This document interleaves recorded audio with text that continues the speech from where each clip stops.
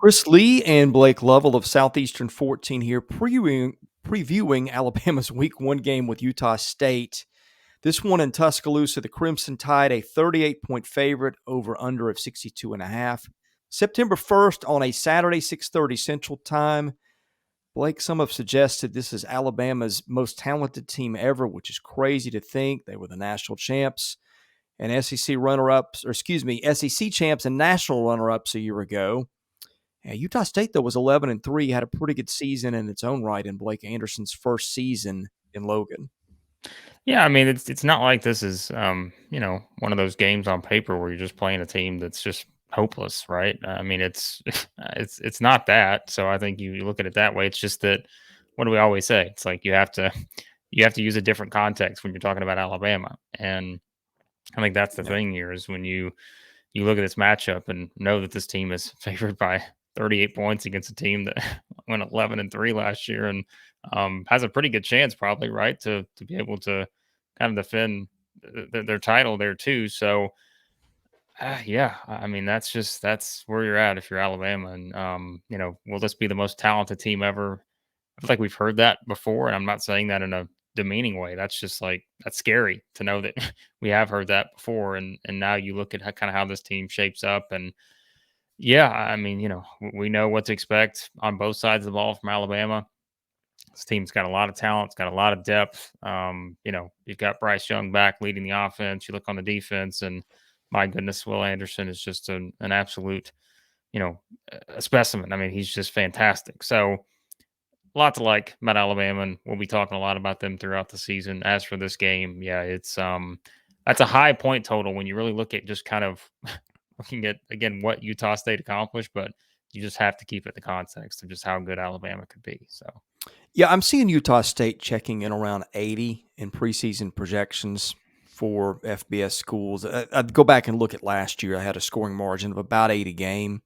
So maybe the computers and the experts think there was a little bit of noise in the 11-3 record. But anyway, when Alabama's got the ball, I mean, that team's loaded. It returns a Heisman winner and quarterback Bryce Young, averaged 40 points a game a year ago, loses some stud receivers, but you get Georgia transfer Jermaine Burton, Tyler Harrell, Jaden Hazelwood are talented young wideouts that will probably be all SEC type players for Alabama. Cameron Letu, their tight end, is talented and produced before. And then they add Jahmyr Gibbs, who's sort of an all-purpose back from Georgia Tech, averaged over 5 yards a carry, caught passes for over 300 yards. So, look, this offense is loaded. The question will be offensive line. Uh, Alabama added left tackle Tyler Steen from Vanderbilt, who frankly I didn't think was that great at Vanderbilt. I was shocked that he's Alabama's left tackle, but he is. That's where the question mark is for Alabama's offense, just that. And how long does it take for the new parts to click? And as far as Utah State, this is the team that allowed about 24.5 points a year ago. It does return the championship MVP on the defensive side in defensive end Byron Vaughns, but again, I don't think the Aggies are going to be a whole lot of match for what Alabama is going to put on the field.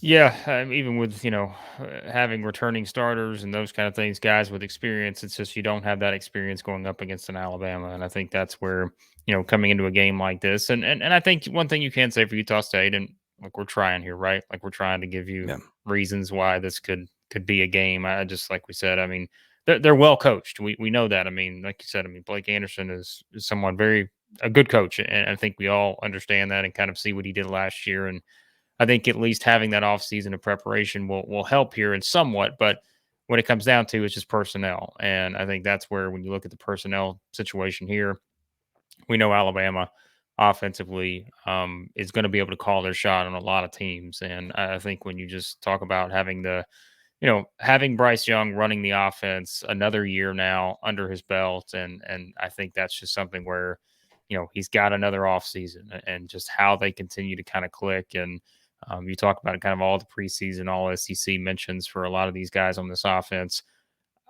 This is an offense of playmakers, right? And it has been, it will continue to be. And I think when you just look at what they're going to be able to bring to the table, we talked about offensive line potentially.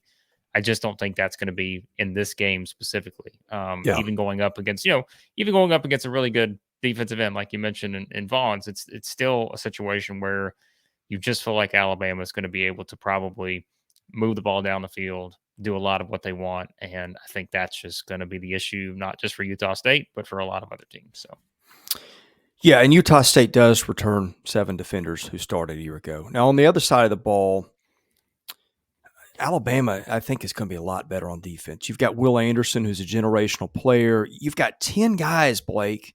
And by the way, I meant to mention this on offense. I think Alabama had 8 guys that got some level of preseason All-SEC mention. 10 guys on defense.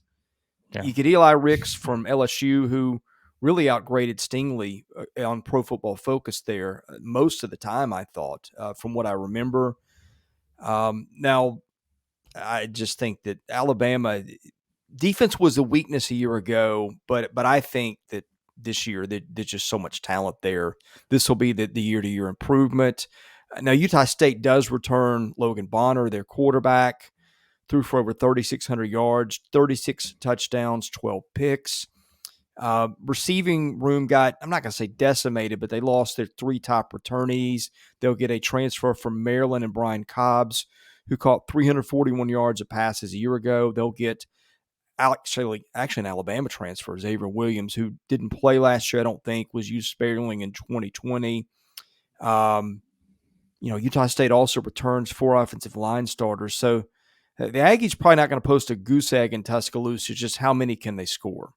Yeah, I think that's it. It's just how much can you do against the defense that you know is going to really wreak havoc. They're going to get pressure, and as we know, that makes however you want to run your offense. It's going to make it a little more difficult, and having to replace, like you said, some of their top receivers, and will there be kind of an adjustment period there? And even though you do have your top rusher back, it's just, are you going to be able to run the ball on Alabama, and those are the things, as we've said, we've talked about that a lot, but you do have an experienced offensive line, and that's something, like we mentioned, if you're going to be able to stay in this game and compete, and make this interesting, it's got to start at the lines, right? It's got to start offensive line, defensive line. You got to be able to figure out a way to get some sort of pressure, to disrupt what Alabama's going to do offensively. So I think that's, again, for Utah State, if you're trying to find something, if you can just protect your quarterback enough to try to run your offense, that will go a long way. It's just the problem is, like we talked about, who's on the other side.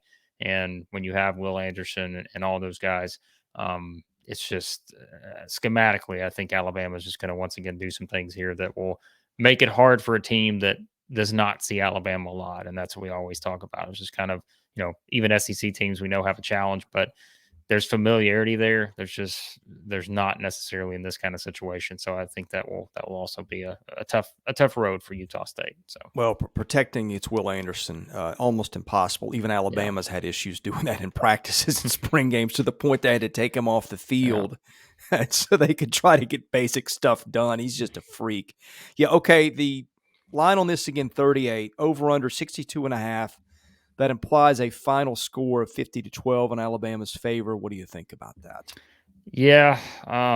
Again, I don't want to slight Utah State, right? And it's just kind of one of those where, again, you are talking about a team that's coming in kind of a decorated team that won 11 games last year, and has a lot of guys back that contributed to that. But it's Alabama, and I don't know, man. It's like what we talked about in some of the other games. Like, man, these 30 something point spreads are just always hard to go with.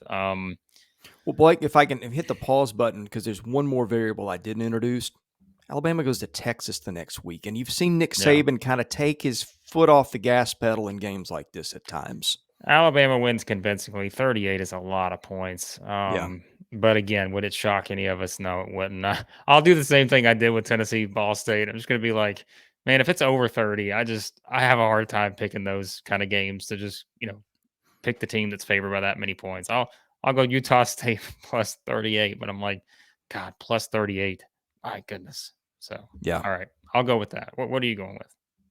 I'm kind of on your side on that one. Now, I wouldn't put any money on it, but I just again, Saban has taken his foot off the gas in this situation before, and with the game at Texas coming up, and Utah State's a pretty good team. That's a lot of points to cover, but I wouldn't put any money on it. No. All right, thanks for watching. We're previewing all SEC Week 1 games, so if you hadn't seen your game yet, it is coming up soon.